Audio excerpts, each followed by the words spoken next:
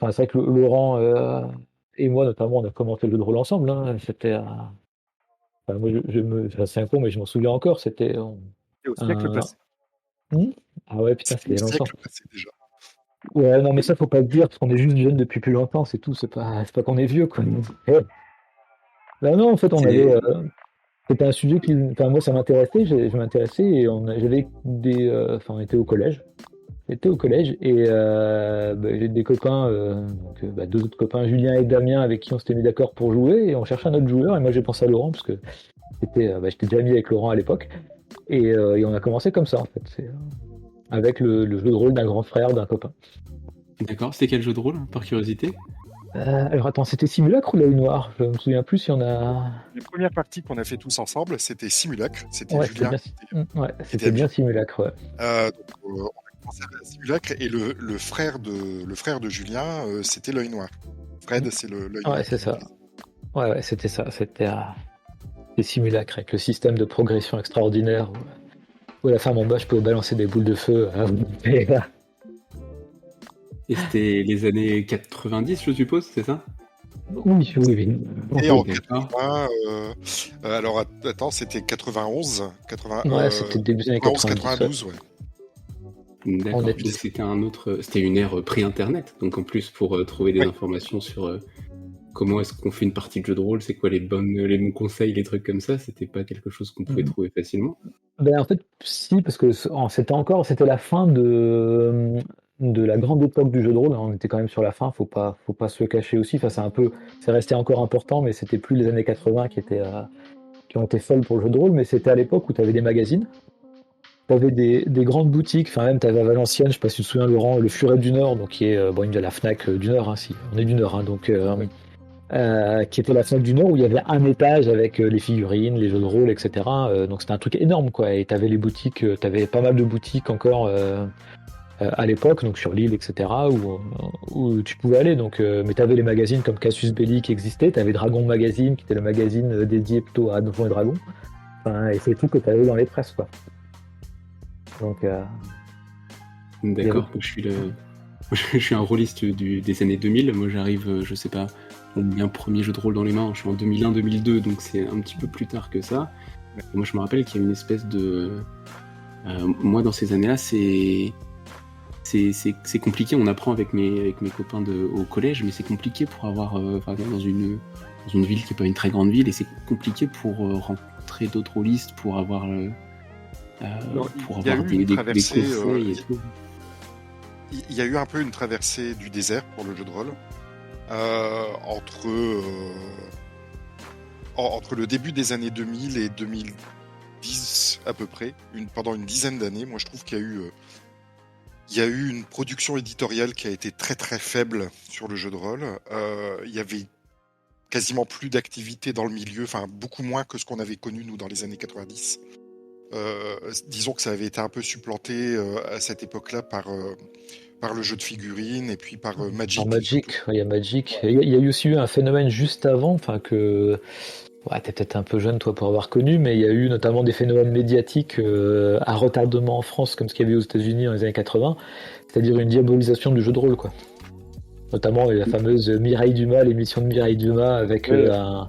un psychiatre qui a fait carrière hein, là-dessus, alors qu'il n'y connaissait rien et il a beaucoup décrié l'aspect et mine de rien, je pense que ça a dû avoir un impact commercial. Enfin, tu vois, maintenant, enfin, voilà, on est un peu plus vieilli, on voit comment fonctionne le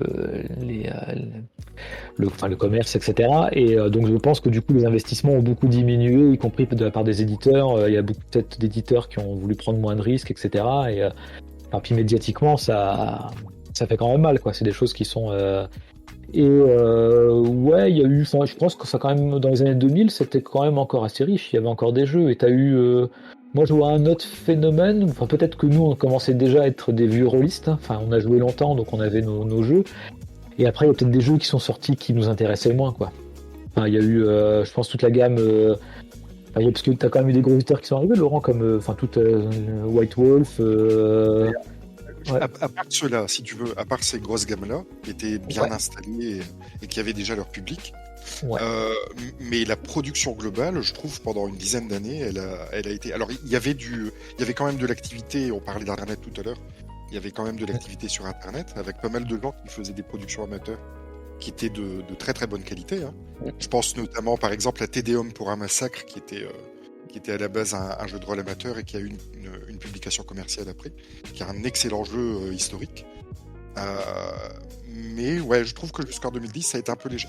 Par contre, je trouve que ça s'est relancé à partir de 2010, notamment avec le financement participatif, où tu as eu quand même beaucoup de productions qui sont sorties de manière beaucoup plus libérée, on va dire, et de manière beaucoup plus efficace grâce au financement participatif. Ouais, je suis d'accord avec toi, Laurent. Je pense aussi. Ouais, il y a le phénomène, il est aussi qu'il y a eu que pendant une période, enfin ça peut ressembler un peu à ce qui se passait entre guillemets avec le jeu vidéo, c'est que pendant un moment tu as eu que des grosses productions en fait. Et c'est devenu très compliqué pour les petites productions. Je dis pas que ça n'a pas existé, hein, il y en a, on pourrait te citer quelques livres, je pense, enfin notamment tu avais des éditeurs français qui ont sorti quand même pas mal de petites choses, mais c'est devenu confidentiel, c'était compliqué pour eux de gagner de l'argent, et par contre c'était écrasé par les grosses productions. Enfin vraiment, j'ai White Wolf en tête, qui a pendant un moment écrasé le marché. Tu as eu d'autres jeux comme L5R qui sont arrivés, qui ont été des grosses machines commerciales, hein. C'était tu trouvais plus que ça en magasin, quoi.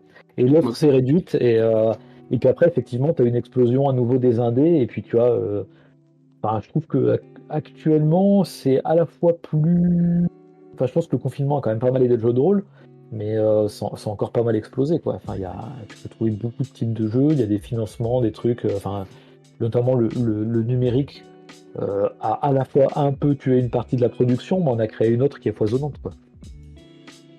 Oui, c'est ça. Et puis il y a une grosse vague de jeux indés, quoi, qui justement, on parlait du début d'Internet, des années 2010, etc. C'est aussi une année qui est très, enfin c'est aussi des années qui sont très très prolifiques sur des espèces de petits jeux alternatifs. Tout ce qui est la série, les PBTA, etc.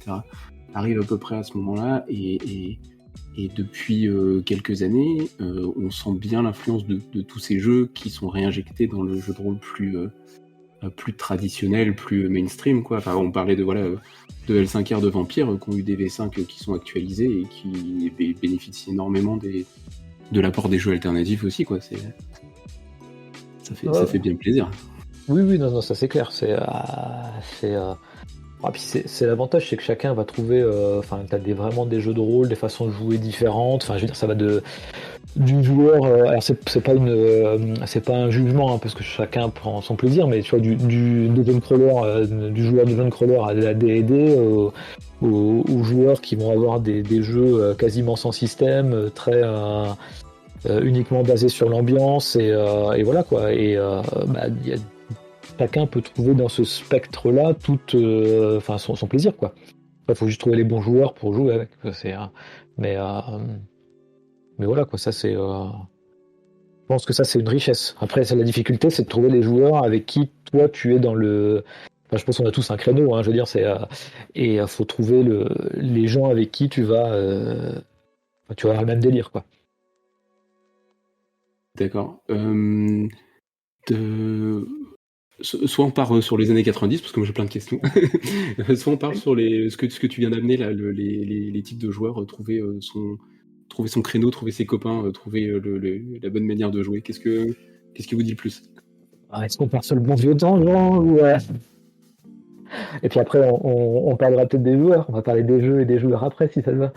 Allez, c'est parti. Alors, les années 90, donc tu me dis, c'est le début des années 90, il y a des publications, Dragon Magazine, etc. Il y a des espaces avec des rayons entiers, des espaces commerciaux, quoi, des magasins, etc. Dans lesquels tu peux faire des rencontres. Donc c'est ça votre entrée dans le jeu de rôle quand vous avez 15-16 ans à cette époque-là? Ça a été. En fait, non, notre entrée, c'est le frère d'un copain qui lui file Simulacre. Donc c'était un jeu qui était. C'était un jeu qui a été publié avec Casus Belli, devant Casus Belli, et avec un univers fantastique. Et il avait fait le grand frère avait fait jouer notre pote, et donc lui a dit voilà, je vous fais jouer, quoi. Et nous tout de suite, on a accroché, quoi. Moi je connaissais D&D à travers le jeu vidéo, ça m'intéressait de d'essayer, je voulais, et puis on a compris que c'était notre truc, quoi. Et après, on a passé nos étés En fait, à- à jouer. Avec Stéphane, on se connaissait déjà avant de faire du jeu de rôle ensemble. On se connaissait depuis l'école primaire. Et on était des fous d'informatique aussi. On faisait pas mal de jeux vidéo. on a des gros Et geeks, hein, pour Comment résumer. Ouais. Et d'ailleurs, c'est par cet intermédiaire-là, effectivement, qu'on en est arrivé, enfin que moi j'en suis arrivé au jeu de rôle. Et moi, je me souviens la première partie qu'on a fait, on a joué, on a démarré un matin, il était 8h ou 9h du mat. Et on a joué quasiment non-stop jusqu'à 19h, quoi. Et quand je suis rentré chez moi le soir, je me suis dit waouh, putain, c'est génial ce truc, quoi. C'est génial parce qu'on était aussi on était un groupe d'amis où on avait quand même une imagination assez débordante et puis on baignait déjà dans cette culture-là par l'intermédiaire du jeu vidéo, par l'intermédiaire du cinéma, etc. Des livres Donc en aussi. fait, des livres aussi, puisqu'on était quand même à l'époque des gros lecteurs, on lisait beaucoup, on lisait quand même beaucoup de science-fiction, de fantasy, etc. Et d'ailleurs, le jeu de rôle, c'est ça qui est marrant, parce que à l'époque, c'était effectivement, comme disait Stéphane tout à l'heure, très décrié, parce qu'il y avait eu des affaires, enfin, il y avait eu des gamins qui avaient un peu switché et qui avaient tué leur prof, qui s'étaient crus dans un jeu de rôle, etc. Bon, bref. Ouais, ça avait été bon, enfin, pourtant, c'est comme les jeux vidéo, quoi. Ça, voilà. c'était pas la cause principale, c'était. C'est ça, on Ouais, pouvait plus cracher sur les jeux vidéo, sur le rock'n'roll et sur l'hydratant romantique, ouais. donc il a fallu trouver quelque chose, quoi. Voilà. Il a fallu trouver un nouveau média, donc. Le jeu de rôle était devenu un bouc émissaire, ouais, c'est ça. Mais moi, le jeu de rôle, je sais que ça m'a amené à m'intéresser à des choses auxquelles je me serais pas forcément intéressé si j'avais pas fait de jeu de rôle. On a quand même beaucoup joué dans des contextes historiques, donc ça nous a obligés aussi à nous documenter sur l'histoire, par exemple. Moi, je connaissais pas du tout la littérature fantasy avant de faire du jeu de rôle, et je me suis ouvert à la littérature fantasy. Enfin, j'ai lu beaucoup de choses grâce au jeu de rôle et puis par l'intermédiaire de cette activité-là. Donc, effectivement, nous, on se battait un petit peu à l'époque. Enfin, je sais pas si tu te souviens, Stéphane, moi, mes parents, ils avaient un peu la trouille parce qu'ils avaient, comme tout le monde, entendu parler de. Enfin, voilà. Mon père pensait que j'étais rentré dans une secte. Enfin, bon, après, il a été quand même un peu rassuré au bout de 2-3 ans. Mais. J'avais l'avantage d'avoir un cadre parental beaucoup plus lâche, alors je sais ce que je voulais faire. C'est tout à fait ça. Et du coup, effectivement, les débuts, il a fallu batailler un petit peu pour expliquer ce que c'était que le jeu de rôle et puis rassurer les parents en disant non mais il n'y a pas de souci, hein, je vais pas prendre un flingue et je vais pas aller tuer un prof, quoi.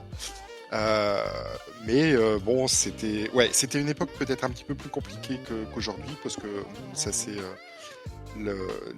la culture fantasy, rôliste, etc. Elle s'est quand même beaucoup démocratisée. La culture geek, hein, globalement. Je pense que c'est. Globalement. Ouais. Enfin, ça nous a jamais gêné, hein. Enfin, mais c'était pas. C'était un peu caricatural. C'est pas. Je pense à Stranger Things, c'était pas autant caricatural, mais ouais, on était quand même. On était particulier à la fois au collège et même au lycée, quoi. Enfin, c'était pas. On n'était pas mainstream, quoi. C'était encore. Après, ça nous a jamais gêné, nous, hein. On n'a jamais eu de soucis, mais. Non. Mais il faut reconnaître que c'était pas une culture valorisée, à part. Il y avait quelques profs quand même qui étaient assez. Qui s'intéressaient, etc. Mais globalement, c'était pas une culture valorisée à l'époque, quoi. Tout ce qui était. Bon, après, quelques années après, milieu des années 90, ces affaires-là, elles se sont tassées. La médiatisation, elle est retombée, et puis après, on a été à peu près tranquille. Il n'y a plus de gros soucis de toute façon liés au jeu de rôle. Mais c'est vrai que les toutes premières années, c'était et on était encore jeunes parce que on avait entre 15 et 16 ans, quoi, quand on a commencé à jouer. Donc c'était. Je crois que c'était même plus, c'était avant ça. Hein. Je crois qu'on a commencé quand même peut-être en 5e. Hein.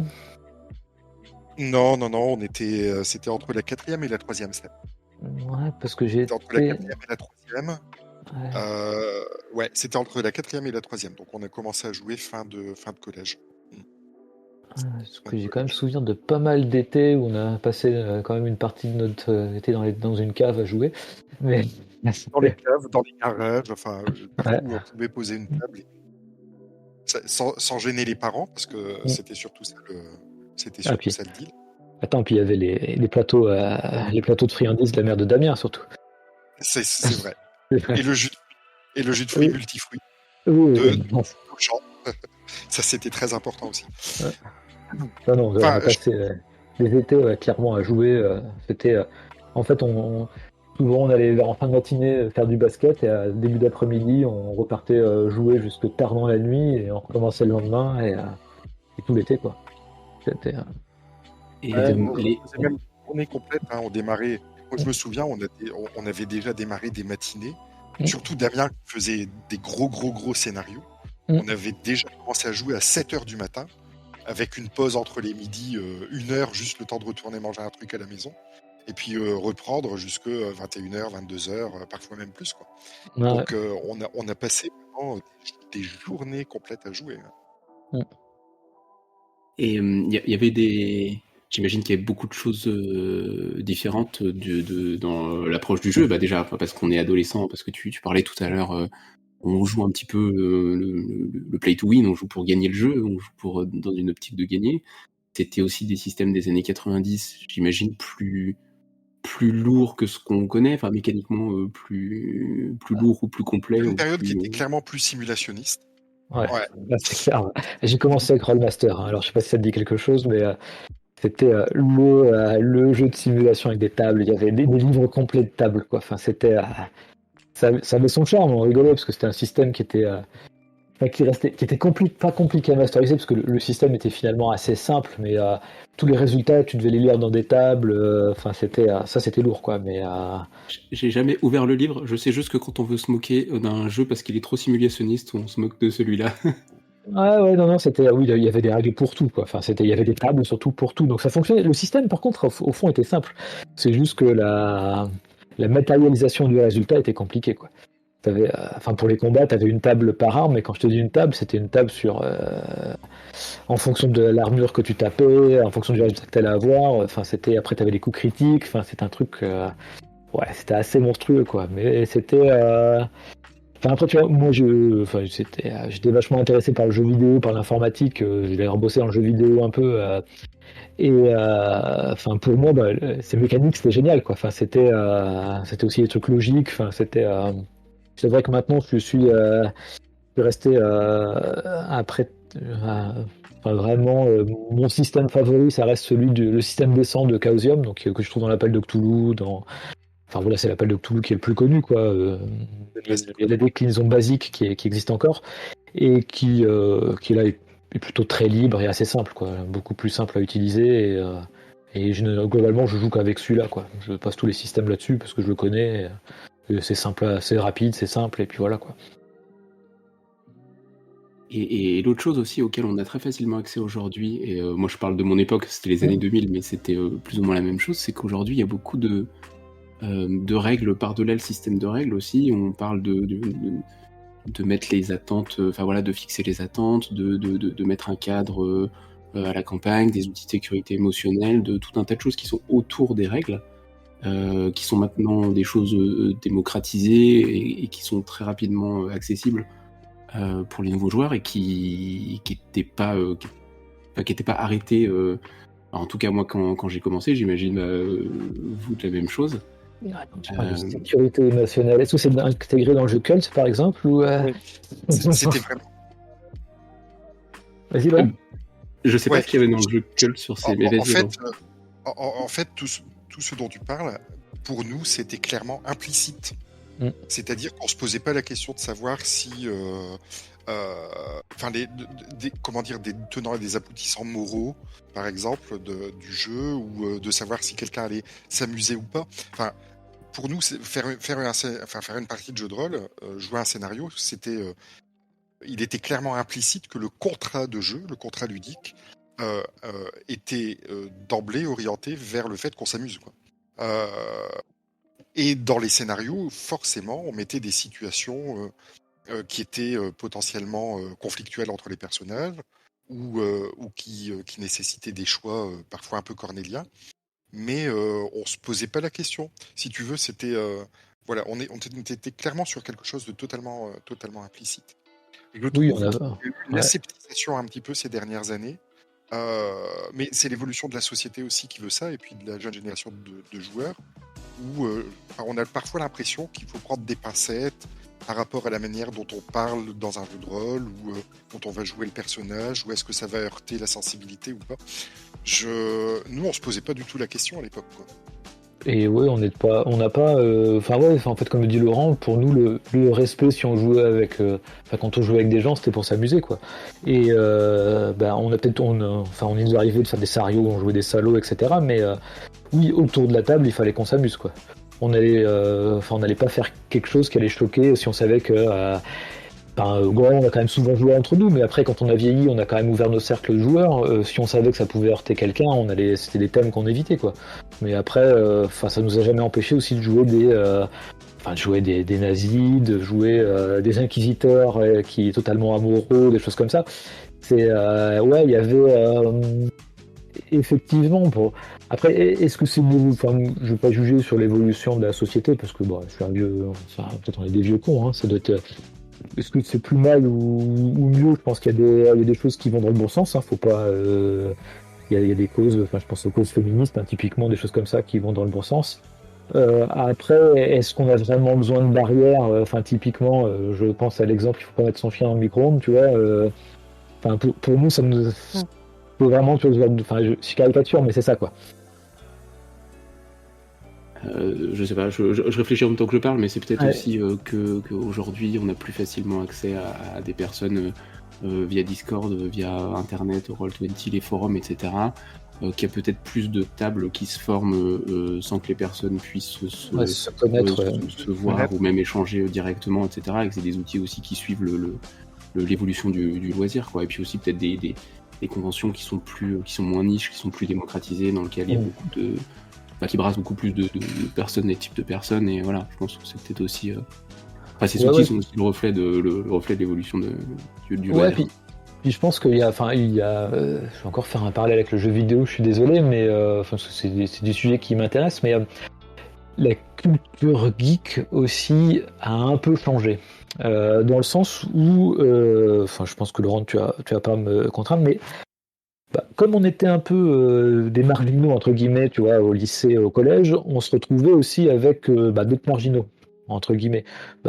Typiquement, on pouvait se retrouver avec par exemple, les garçons qui étaient ouvertement gays, hein, il n'y en avait pas beaucoup, mais il y en avait quelques-uns qui savaient. Et c'était plutôt avec nous qui traînaient. Donc nous, la notion d'ouverture, il n'y avait pas de problème. Et je pense qu'il y a une génération, alors qui est peut-être plus dans la génération jeux vidéo, qui a notamment, si tu connais un peu tout ce qui est Gamergate, etc., qui est plutôt affilié à l'extrême droite, hein, on va dire les mots, hein, qui sont racistes, qui sont incels, enfin qui sont antiféministes, etc. Et je pense que ils sont aussi arrivés dans le jeu de rôle, quoi, ces gens-là. Et c'est la même frange. C'est pas, je pense pas qu'ils soient si nombreux que ça, mais c'est une frange toxique, quoi, qui existe aussi. Et bah, ouais, globalement, je pense que si des gens comme ça, moi, ils sont pas à ma table, quoi. Ou une partie, mais pas deux, quoi. C'est Oui, je suis d'accord, c'est des personnes que t'as pas envie de faire rentrer dans le loisir, ou t'as pas envie de leur faciliter la tâche. Donc effectivement, ces règles de sécurité émotionnelle, de mettre des mots sur des situations, tu vois, dérangeantes à la table, ça sert aussi à ça. Ok. Oui, ouais, t'as raison. Non, voilà, mais après, je peux comprendre parce que pour nous, l'ouverture d'esprit, c'est pareil, c'était implicite, quoi. On était, en fait, je pense que même si, encore une fois, on l'a pas trop ressenti, mais on était un peu mis de côté, donc je sais pas ce que t'en penses, Laurent, mais du coup, pour nous, les minorités, on était dans les minorités, donc on était solidaires et justement, nous, on était dans notre délire, on n'est pas forcément rentré dans les codes des autres mainstream, etc. Donc, au contraire, on était plutôt ouverts, quoi. C'était. Je sais pas, Laurent, si t'es d'accord avec moi ou. Ouais, c'est vrai. Ouais, c'est totalement vrai. Alors, bien que ce décalage-là, moi au lycée, je l'ai pas trop senti. mais parce que j'ai fait de l'initiation aussi, des gens qui avaient autour de moi au lycée. Et donc ça passait mieux, mais c'est vrai que quand tu sortais le Silmarillion pour lire un chapitre, on te regardait avec des yeux tout ronds en disant mais c'est quoi ça? Et voilà, donc il y avait effectivement une espèce de... Et puis, je sais pas si tu es d'accord avec moi, Stéphane, mais il y avait quelque part aussi chez nous une espèce de fierté à dire on n'est pas comme tout le monde, quoi. Ah oui, On, oui, c'était, on fait, était on a c'était le accès, côté. on s'est donné accès à des choses que la majorité des gens font pas. Et puis tout compte fait, on y prend du plaisir et puis tout va bien, quoi. Enfin, moi, j'ai jamais ressenti trop de décalage par rapport à ça. Ouais, c'est ça, on avait ce côté. Enfin, je pense que quand t'es. Je vais peut-être faire de la psychologie totalement de comptoir, hein, mais grosso modo, quand t'es ado, t'as deux choix, soit t'es conformiste, soit t'es anticonformiste. Et c'est une forme de conformisme, hein, c'est pas. Mais nous, on s'est dit, on est anticonformiste parce qu'on veut pas faire comme les autres, quoi. Mais surtout, on s'amusait, donc ça nous a jamais. C'est pour ça que je te dis qu'on le. Ça n'a jamais été une. Jamais été. Ça m'a jamais gêné parce que je m'éclatais quoi dans ce que je faisais. Forcément, quand t'es geek, à l'époque, c'était plus compliqué avec les filles, tout ça. Hein, j'ai pas. Moi, à la rigueur, en ce moment, on était pas en âge, on pouvait passer nos journées à jouer, quoi. C'était. On fait une phrase sur certaines choses, mais à côté, on a autre chose qui nous épanouit autant. Donc voilà, donc on n'a pas été. Vas-y, j'allais relancer dans une autre direction. Mais... Vas-y, on finit. Ça fait le droit quelque chose à ajouter. Mais... Moi, j'allais dire que dans les règles que j'aurais bien voulu quand j'ai commencé et qui n'existaient pas, c'était par exemple les règles sur le PVP. Et ça m'a cassé quelques parties, parce que du coup, des copains qui viennent à s'engueuler autour de la table, etc., juste pour une histoire de pas être d'accord sur les actions, sur voilà. Quelque chose qui... maintenant, c'est un petit peu... ça fait partie du truc. Tu fais une session 0, tu parles du PVP, et tout le monde te dit « Ah oui, si tu fais une session 0, parle bien du PVP, parlez bien de ça au début de la partie. » Et tous ces outils qui n'existaient pas, moi, ça m'a cassé des parties. Ça m'a cassé des parties du fait de mauvaise ambiance et tout. Je sais pas si ça vous est arrivé. Non, quand on était gosse, on a été cons, hein, des fois. On s'est fait des petits coups, mais c'est vraiment quand on était jeune. Et au début, hein, Laurent, envoie ton chien, envoie ton cheval. Mais non, ça c'était vraiment quand on était très jeune. Après, non, pour nous, non. Enfin, il y a jamais eu d'engueulade dans le jeu, quoi. Enfin, c'était s'il y avait, si un personnage faisait un coup de pute aux autres personnages, c'est parce que. C'était parce que c'était un traître, un truc comme ça, mais c'était le personnage, quoi. Il n'y avait pas d'engueulade là-dessus. C'était pas. Et puis après, je pense qu'on est. Ouais, vas-y. Comme on disait tout à l'heure, c'est parce qu'on était un groupe de copains. On a démarré le jeu de rôle dans un groupe de copains. Et ça change tout, parce qu'à l'époque, effectivement, il n'y avait pas Internet, il n'y avait pas Discord, tu jouais pas à distance.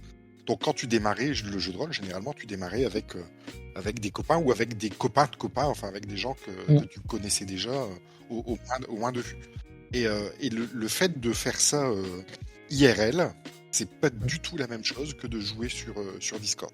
Depuis quelques années, moi, je joue plus que sur Discord. Pour plein de raisons différentes, mais je joue plus que sur Discord. Oui, c'est pareil. Avec plein de monde différents, enfin avec plein de gens différents, avec des gens que je connais pas du tout, avec qui ça s'est très très bien passé. Je n'ai pas connu sur Discord de problème dans le jeu. Donc je pense aussi que c'est une question de... ça dépend ce que tu mets dans le jeu de rôle, quoi. Le jeu de rôle, c'est ce que tu y mets. Je pense qu'il y a aussi un feeling, c'est-à-dire que s'il y a des gens que je sens pas, je vais pas les faire jouer, quoi. Enfin, tu vois, moi je joue beaucoup moins là. J'ai envie de me relancer. Moi, je joue avec un groupe dont Laurent connaît le MJ principal, mais qui est parti dans un mauvais délire, donc je me suis éloigné, quoi. Et pour moi, c'est toujours une question de feeling. Enfin, là, maintenant, c'est vrai que j'ai pas mal joué aux jeux vidéo, du coup, je me suis un peu. Je joue plus aux jeux vidéo qu'aux jeux de rôle, quoi, mais parfois en multi, etc. Et quel que soit le type de jeu, je joue avec des gens qui ont un bon délire. C'est-à-dire qu'en fait, on va pas plutôt passer là, on va passer un bon moment. On sait qu'on joue pour passer un bon moment, donc on va à la fois, on est capable de jouer sérieusement tout en déconnant, quoi. Enfin, c'est un truc qu'on a d'ailleurs toujours fait dans notre groupe, hein. Laurent, on jouait sérieusement. Le jeu, on va pas, mais on est capable de faire des blagues à côté, quoi. Enfin, tu vois, en discutant et tout, en disant des conneries, mais dans le jeu sérieux. Voilà, c'est... Et il y a une question de délire. Et je repense à ce que tu disais pour le PVP, où si quelqu'un commençait à déconner à la fois dans le jeu ou sur la table, après, il y avait un moyen assez rapide, hein, c'est que s'il commence à faire le con dans le scénario, bah tu le tues. Hein. De toute façon, il y a, moi j'ai une règle hein, quand je fais jouer, c'est que il y a deux types de combats. Hein. Il y a les combats qui sont liés vraiment au scénario, où le combat est un peu prévu, etc. Et où là je vais tricher pour le joueur. Et il y a le combat que le joueur a voulu. Bah là je triche pas. Et s'il y a un coup critique d'un adversaire, et ben au revoir. Hein. C'est fini. Hein. Et la chute de Nécropole dans Casus Belli, tu te souviens? Oui, ça me dit quelque chose, mais ouais, c'était ce principe-là, quoi. C'était. La chute de Nécropole, c'est-à-dire il y a une nécropole qui tombe du ciel sur un des personnages. Ok, d'accord. Dans Casus Belli, dans l'ancienne version de Casus Belli, celle qui s'est arrêtée en 98-99, tu avais une petite BD dedans à chaque fois, et puis qui reprenait des situations de jeu, et tu avais une BD avec un gros bill, enfin un mec complètement exécrable à table, et puis le MJ faisait chute de Nécropole, et t'avais une Nécropole qui lui tombait sur la tronche. Enfin, la situation complètement aberrante, mais qui disait bien ce que ça voulait dire, c'est-à-dire qu'à l'époque, il était de la responsabilité du maître de jeu aussi de faire en sorte que les joueurs passent un bon moment et de réguler la table de joueurs. Je pense ces dernières années aussi qu'on est rentré dans une ère du jeu de rôle beaucoup plus participative. Et d'ailleurs, tu parlais de PBTA tout à l'heure, on a beaucoup de systèmes qui ont évolué vers cette participation, et on a maintenant des parties où le scénario presque est co-construit et basé sur les échanges entre le MJ et les joueurs.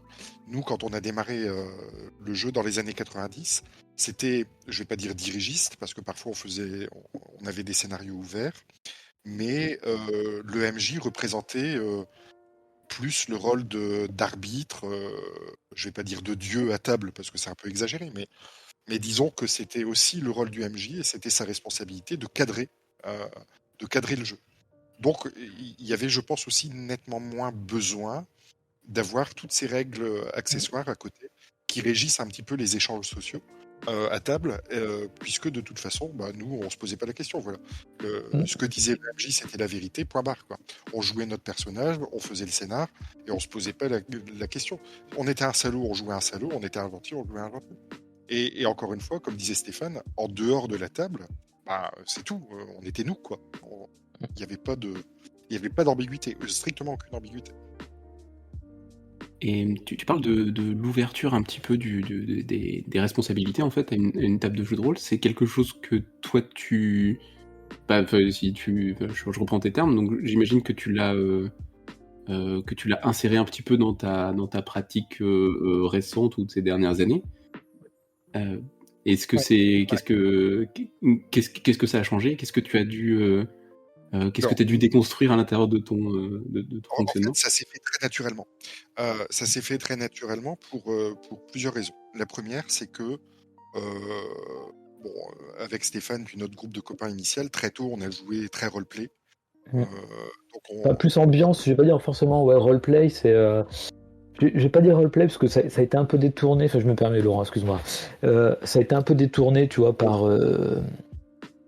des jeux typiquement comme Vampire. Alors je déteste ces jeux-là. Je préfère le dire.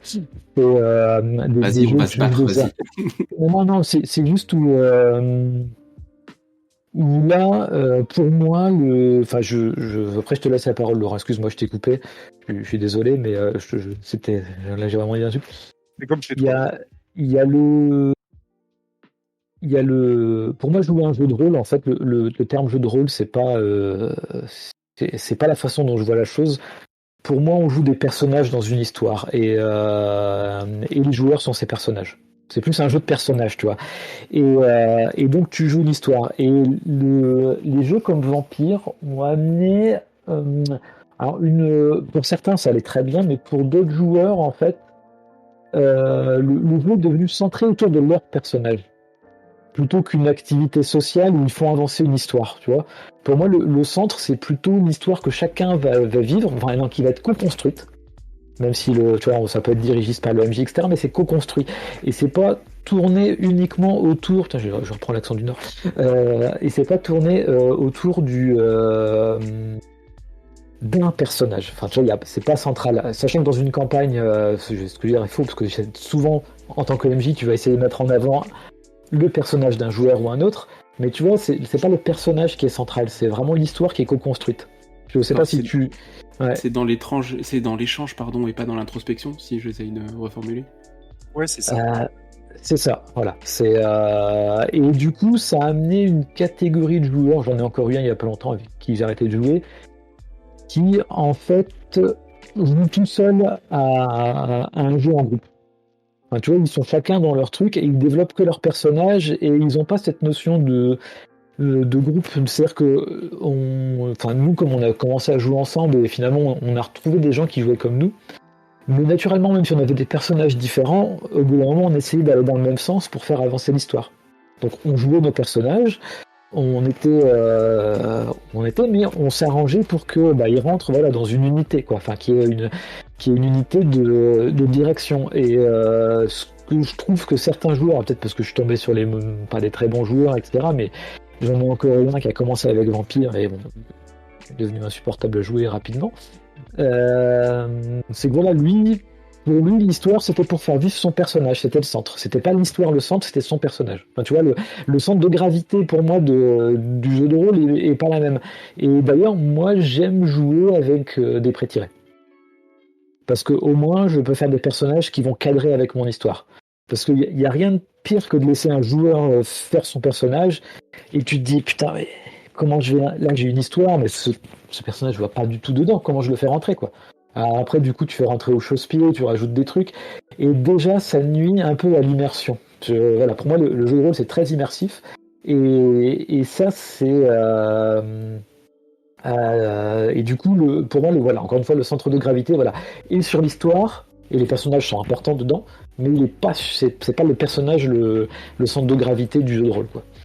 Ok, j'essaie de fermer le tiroir en disant ok, donc donc vous jouiez roleplay d'une manière qui était un roleplay d'échange et pas un roleplay où chacun s'arrache le spotlight, si je comprends bien, voilà.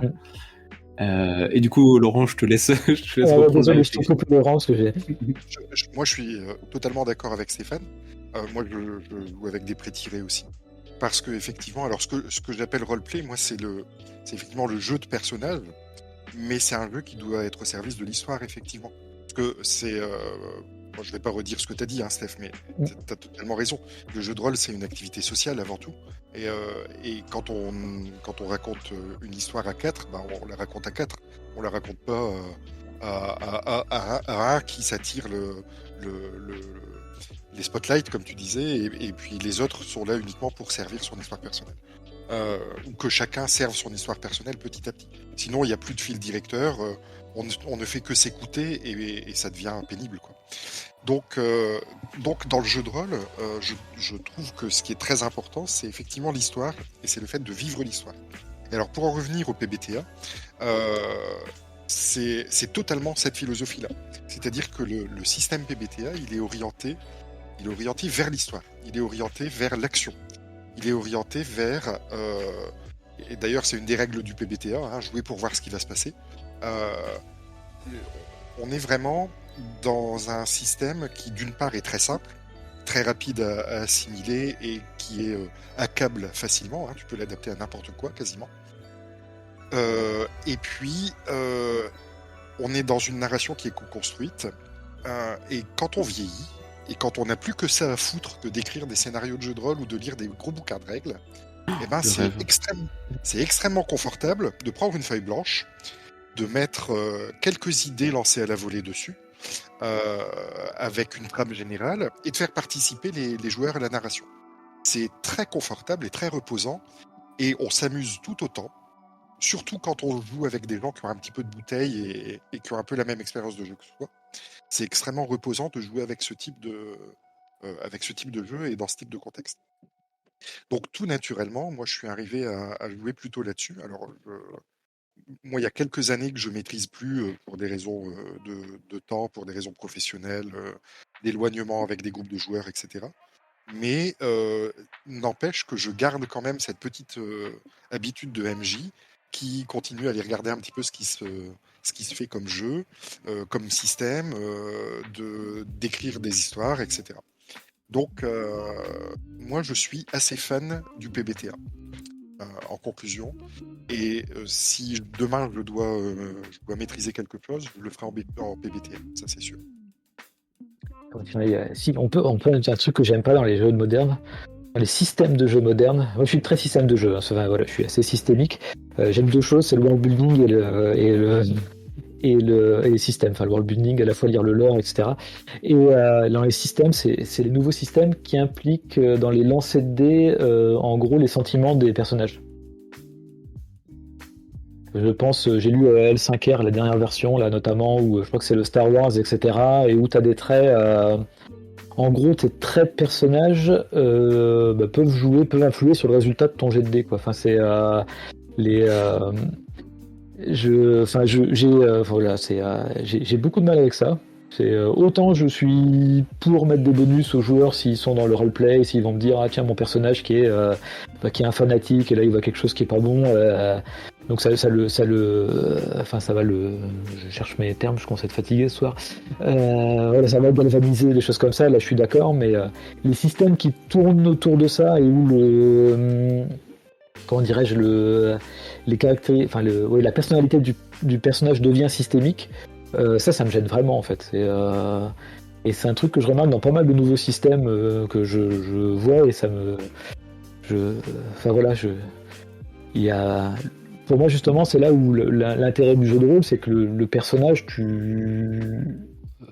globalement, comme tout le monde, à un moment, quand je créais des pré-tirés, je faisais des historiques hyper lourds, etc. Enfin, avec des grosses descriptions. Je suis revenu des choses beaucoup plus courtes qui vont donner quelques lignes au personnage, enfin les traits principaux et puis son historique principal, et après je laisse le joueur broder autour au fur et à mesure. Et du coup, pour moi, ça, c'est il y a la partie de ce que c'est faire le personnage, et ce qu'il est, par contre, c'est comment le joueur va le jouer, quoi. Alors avec des lignes directrices, etc. Et ça rentre en compte dans le roleplay, et ça va rentrer dans les actions, mais de façon roleplay, pas de façon systémique. Ça, c'est D'accord, toi c'est un... Parce que pour le coup, moi je joue à L5R, la 5e édition, etc. Et à la table à laquelle on est, ça marche très très bien d'avoir ces points de conflit intérieur, mais parce que aussi le système est un petit peu... Enfin, l'histoire s'écrit noir sur blanc, l'histoire qu'on va raconter, c'est celle de samouraïs qui sont contraints par des... par des règles, par des règles sociales, et qui à la fois débordent d'émotions qu'ils ne peuvent pas manifester, et ils vont être mis en ambivalence entre leurs émotions débordantes et ce qu'on attend d'eux, qui est de ne pas les montrer, et toutes les mécaniques pour supporter ça, pour moi sont...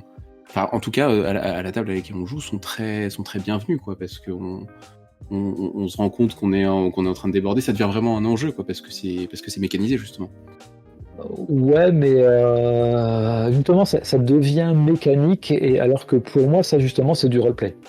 Enfin, on a joué, je me souviens, Laurent, on a fait du L5R sur la première édition, et ce système, c'était pas du tout ce système. C'était un système, enfin pas.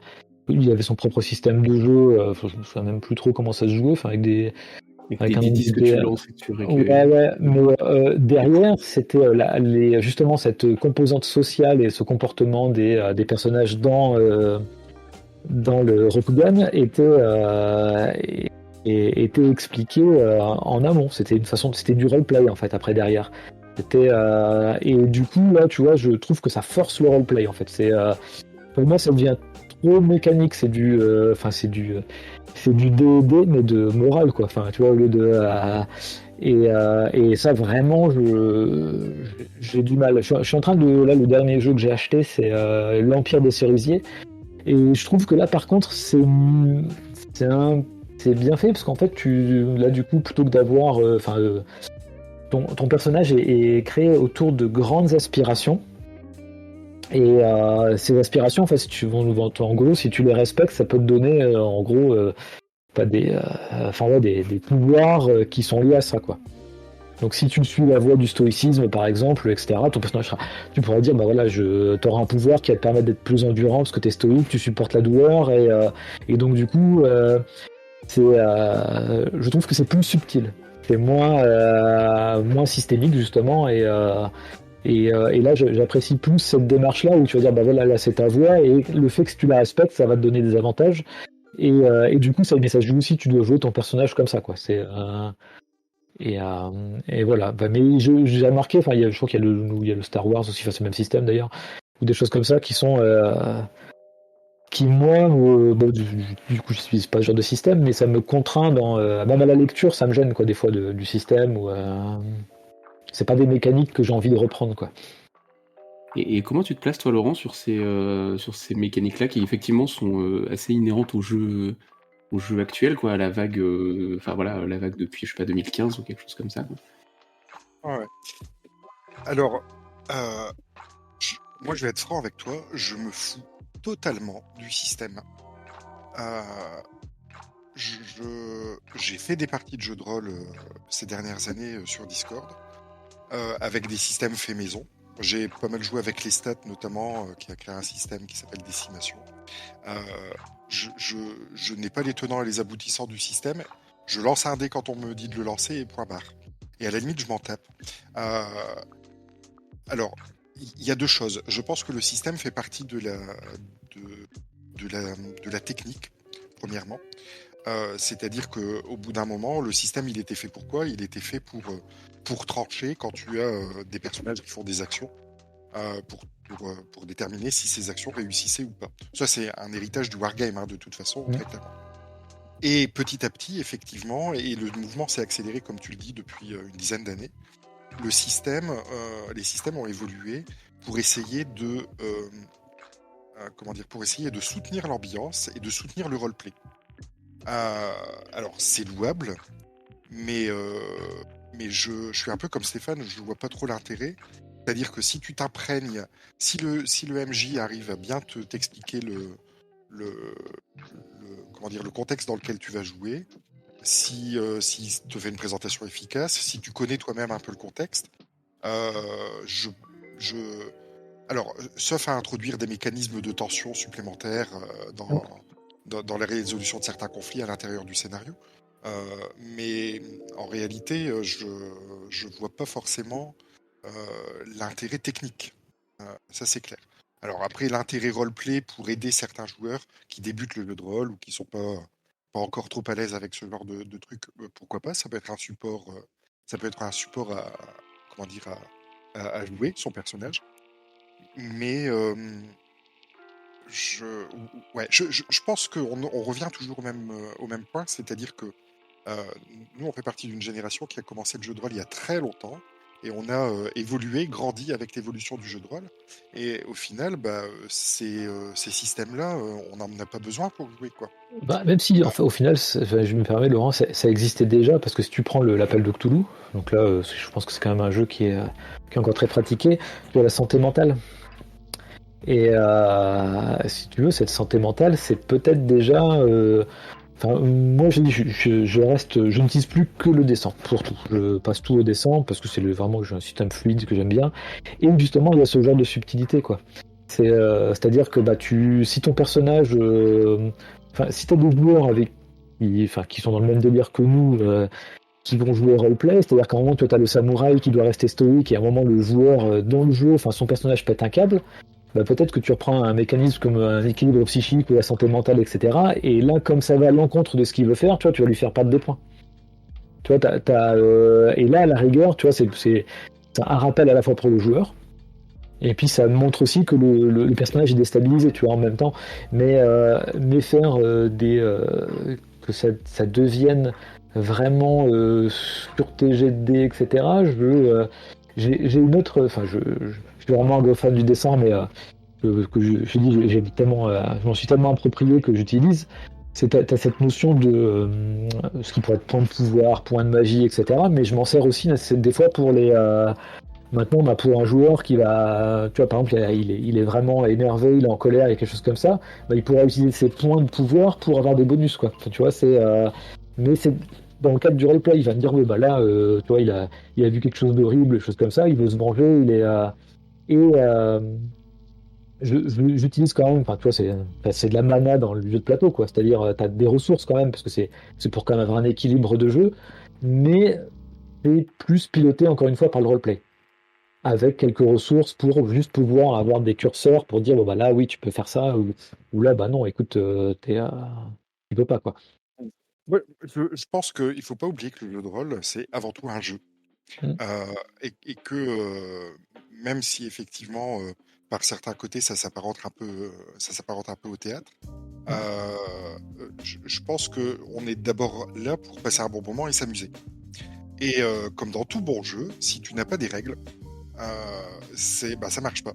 Parce que tout le monde fait ce qu'il veut et puis il n'y a pas de cadre et au final, tu prends pas le plaisir que tu aurais pu prendre. Donc des règles, il en faut. Après, je pense qu'il y a une volonté, alors pourquoi, je sais pas, je peux pas l'expliquer, mais il y a effectivement une volonté ces dernières années de rendre les systèmes beaucoup plus en adéquation. Simulationniste, en fait. Non, pas On simulationniste, revient à Rollmaster. Ouais. plus adapté, beaucoup plus en adéquation avec le contexte dans lequel tu joues. Oui. Non, ouais. Que nous, on n'a pas eu cette habitude-là parce qu'on a beaucoup joué avec des systèmes très génériques qui se collent à n'importe quel contexte et qu'on adapte, qu'on hack un peu comme on veut, quoi. Il y a une, en fait, on est dans une ère du cisaillement, c'est-à-dire qu'on on crée un truc sur mesure pour coller à un contexte. Oui, alors ça renforce l'ambiance, hein, c'est pas plus mal. Après, est-ce que c'est... En fait, j'ai pas véritablement d'opinion dessus. Encore une fois, moi je me pose pas la question. C'est pas une opinion, enfin si, mais c'est une opinion personnelle, c'est une question de goût. Tu vois, on a peut-être pas commencé à jouer dans le même contexte que toi, à ton Dindon, donc on n'a pas les mêmes attentes sur le jeu, et c'est pas moi c'est du jugement subjectif, c'est pas du jugement de valeur, c'est pas moi si les gens s'éclatent avec ça, bah, tant mieux, enfin heureusement, et je suis tant mieux pour eux, quoi. C'est pas mais par contre moi c'est un truc qui me freine dans mon plaisir de jeu. Voilà, c'est il y a un truc que je sens, alors je vais essayer de le formuler à votre place, parce que ça fait plusieurs fois que vous me dites mais en fait, ça, il n'y en a pas besoin si on joue roleplay, mais parce que le roleplay, c'est important. Tu m'as expliqué des choses autour du roleplay.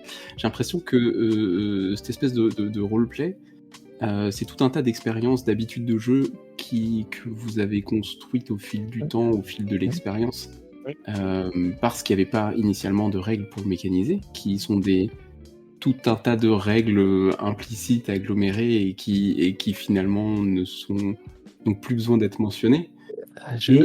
Et qui rendent un certain nombre de règles dont on parle dans les jeux modernes caduques ou inutiles dans votre cas, quoi. Ouais, en fait, s'il y a une règle, je pense que c'est peut-être il y a eu il y a un moment, on a peut-être trop voulu expliquer ce qu'était le jeu de rôle, alors qu'on partait d'un principe simple, c'est que tu joues ton personnage. En fait, c'est ça la règle.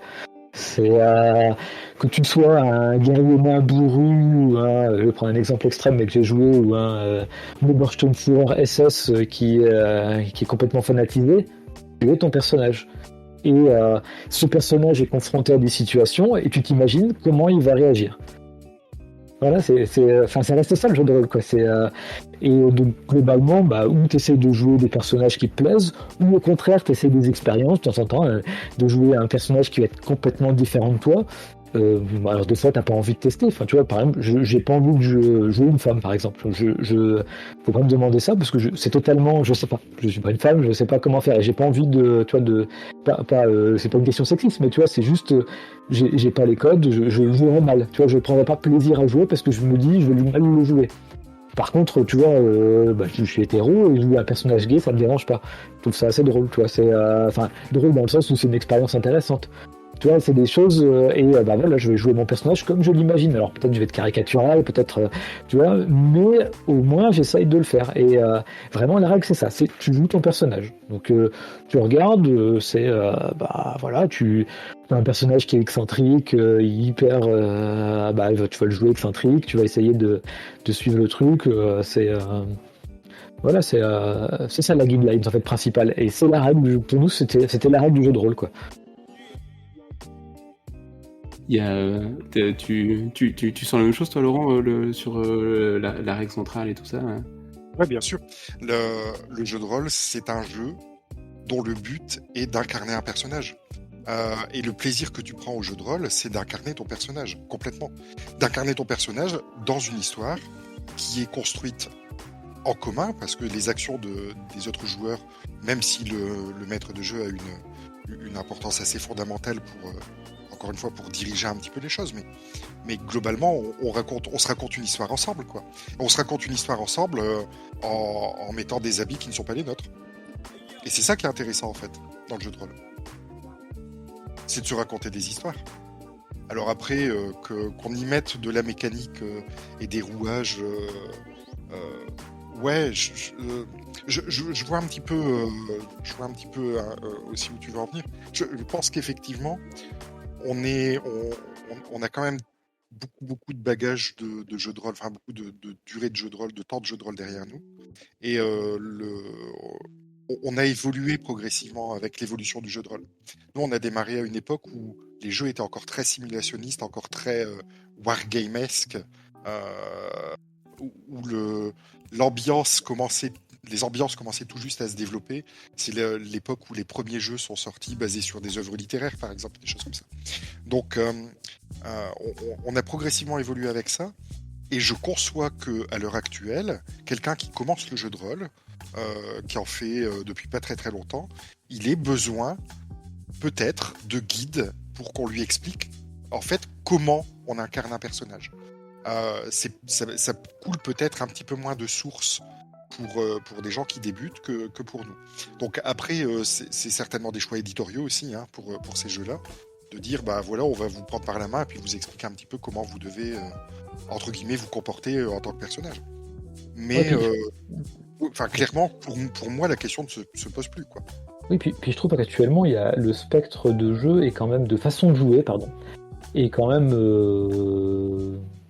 peut-être plus large encore qu'à notre époque, parce que t'as quand même toujours cette frange, je veux dire, simulationniste qui joue à D&D en essayant d'optimiser ses personnages, etc., pour réussir des donjons. Hein, en fait, nous, on a peut-être joué une ou deux parties comme ça et on est très rapidement passé sur des trucs un peu plus ambiance, même si c'était resté très combat, très action en fait. Et t'as des franges, je sur quelques forums, je discute un peu, qui sont beaucoup plus, comment dirais-je, un jeu de rôle que je qualifierais beaucoup plus d'éclairé, tu vois, qui est très, peut-être très intellectualisé, très, voilà, qui est une, peut-être un peu arty, un peu, tu vois, et voilà quoi, ça va du spectre, du simulationniste au plus intellectualisé quoi, et tant mieux. Mais je pense qu'effectivement, j'ai l'impression qu'il n'y a jamais eu autant de pratiques différentes actuellement dans le jeu de rôle quoi. C'est trop bien. Je suis. Il y a beaucoup plus de jeux disponibles aussi maintenant, comme tu le disais. Hein. Nous, à notre époque, il y avait, quand on regardait les annonces des boutiques en ligne, il y avait une vingtaine de jeux, ça tenait sur une page. Quoi, avec oui, c'est toujours les mêmes. Ouais. On tournait toujours sur les mêmes jeux, quasiment. Aujourd'hui, il y a pléthore. Quoi, hein. Si tu veux, tu vas faire un tour sur le guide du rôliste galactique. Et y compris si tu lis l'anglais, je veux dire, si tu veux jouer des renards au 19e siècle espagnol, il y a un jeu pour ça, quoi. C'est devenu vraiment, entre guillemets, la folie. Donc nous, on était obligés d'adapter quand on avait des envies d'ambiance, quand on avait des envies de personnages, etc. On était parfois obligés d'adapter parce qu'on n'avait pas forcément le jeu fait pour. Parfois, on faisait notre tambouille nous-mêmes avec le système basique, avec simulacre, etc. Et puis, on se démerdait comme on pouvait. Parce qu'au final, il n'y a qu'un seul jeu de rôle, il suffit de jouer un personnage, quoi. Et bien sûr. C'est ça, mais c'était ça. Ça fait ça. Après, on a eu la chance de jouer au classique, si tu veux, en passant de Cyberpunk à L5R, etc. Des trucs avec Donjons et Dragons, c'est des jeux, on a eu la chance de les voir, quoi. Même si, tu vois, je pense à l'Appel de Cthulhu, même Cyberpunk, c'était des jeux qui étaient,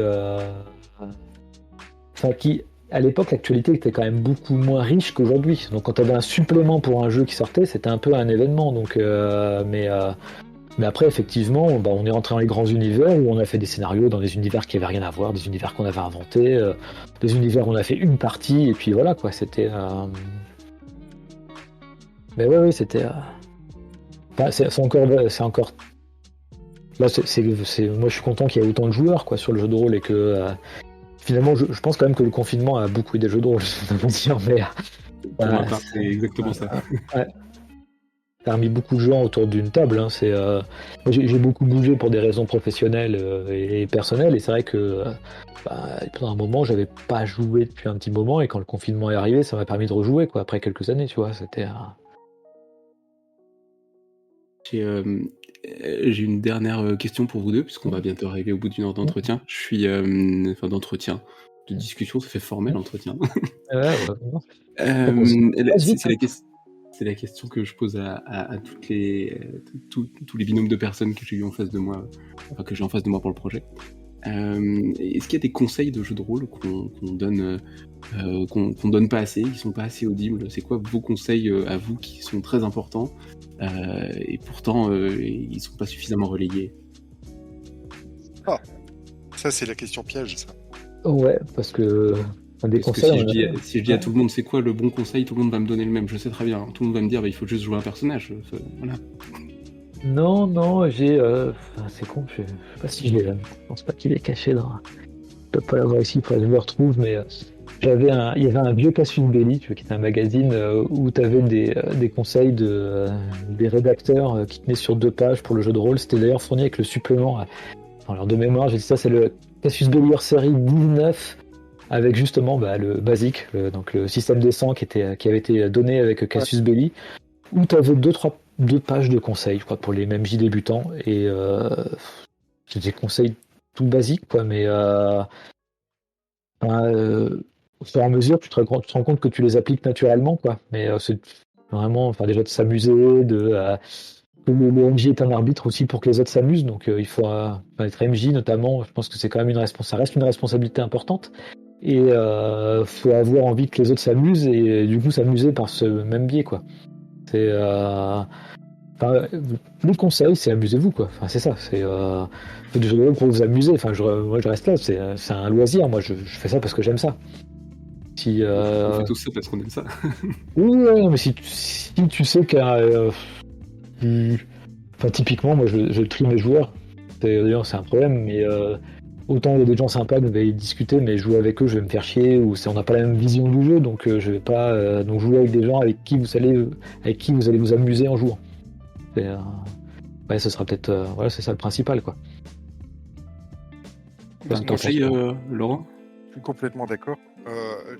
Parce que souvent, on se dit mais qu'est-ce qu'il faudrait que je fasse? Qu'est-ce qu'il faut que je modifie pour m'améliorer? Tu vois, déjà, quand on se pose la question de s'améliorer dans la pratique du jeu de rôle, ça veut dire quoi? Ça veut dire qu'il y a une échelle, il y a des bons et des mauvais rôlistes. Enfin, c'est le sketch des inconnus avec les bons chasseurs et les mauvais chasseurs, quoi, tu vois. On s'en fout.